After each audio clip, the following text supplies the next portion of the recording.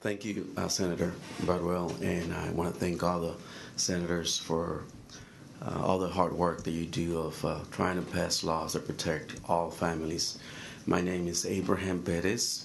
I'm a pastor of Iglesia Familiar Ebenezer Family Church here in Austin for the last 20 years.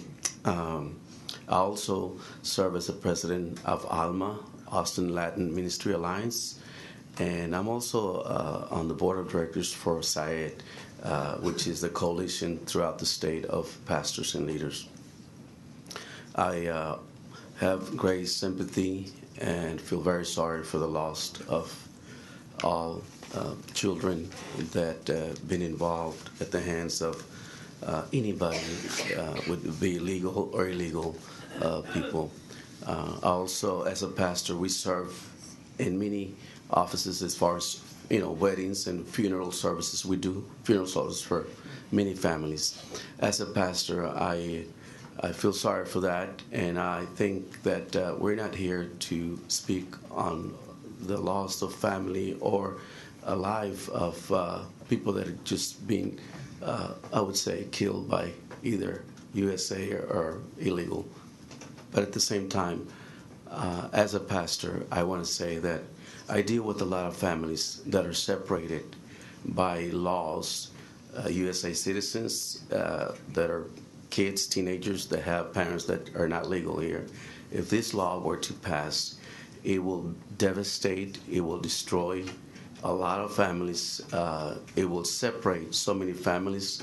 I deal with families that have been separated, kids that are USA citizens that have illegal parents or undocumented.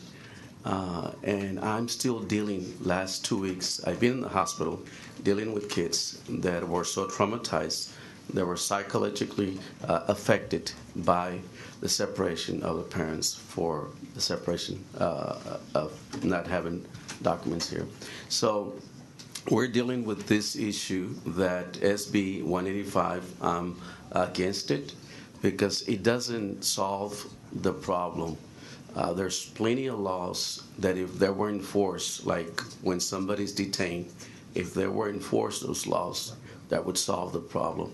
This opens up more the door for a lot, I would say triple, if not quadruple, the effect of crime and violence and death and separation of family, and will devastate the families that we serve, legal or illegal. So I'm against that for that reason, and I believe that also we open the door for a lot of racial profiling, although we don't want to admit that or accept that, but in the goodwill and intention of any officer is giving him the right away to be protected under a law that gives him the right to use that I would say biracial, to identify anybody. I think if you're interested in identifying the person that you're stopping, why don't you give him an ID to identify that clearly will prove the point, to give him an ID to find out what his identity is, and that will solve a lot of the issues.